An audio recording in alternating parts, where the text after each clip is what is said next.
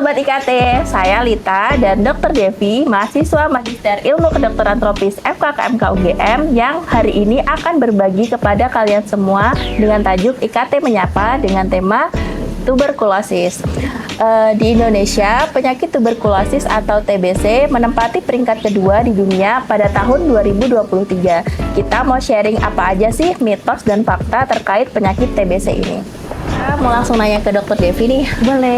TBC, penyakit keturunan atau penyakit guna-guna, mitos atau fakta?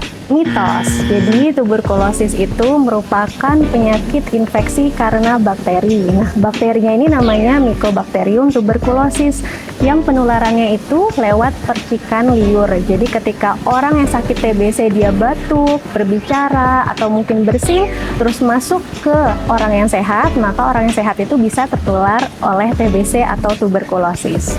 Batuk berdarah tidak selalu merupakan tanda gejala TB. Mitos atau fakta? Fakta, karena batuk berdarah itu bukan merupakan gejala utama dari tuberkulosis. Gejala utama tuberkulosis itu adalah batuk berdahak atau tidak berdahak yang berlangsung lama lebih dari 2 minggu. Nah, ketika bakteri TBC ini sudah merusak jaringan paru-paru, maka bisa menimbulkan batuk yang disertai darah. Tapi batuk darah sendiri ini bisa disebabkan karena banyak hal. Contohnya ada kanker atau infeksi di saluran tenggorokan gitu. Kalau TBC sendiri menyerang hanya di paru-paru saja, mitos atau fakta?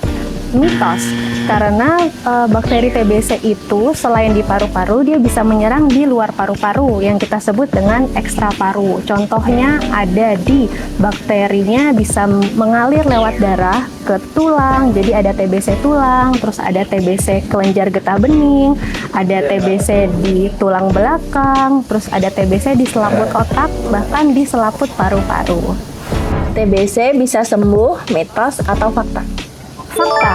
Jadi TBC itu bisa sembuh ya teman-teman karena kita sudah ada pengobatannya, yaitu menggunakan antibiotik untuk obat TBC. Yang mana nanti pengobatannya itu selama minimal 6 bulan tapi bisa sampai 12 bulan juga tergantung dengan faktor risiko dari orang tersebut. Jadi ketika orang tersebut punya gejala lain seperti mungkin punya diabetes atau mungkin dia dengan orang dengan HIV, maka pengobatannya bisa lebih lama karena imun tubuhnya juga lebih rendah.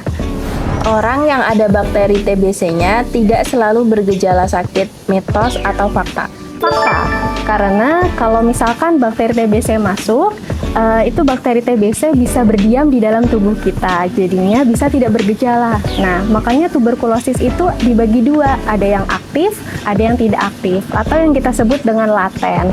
Nah, orang-orang yang laten inilah yang nanti akan diobati obat pencegahan tuberkulosis yang kita sebut dengan TPT, terapi pencegahan tuberkulosis. Sedangkan yang aktif nanti kita obati dengan OAT, obat anti tuberkulosis.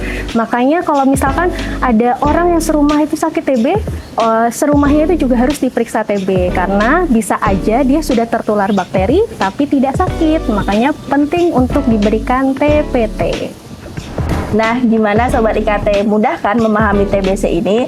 Sampai bertemu di IKT Menyapa selanjutnya. Dadah!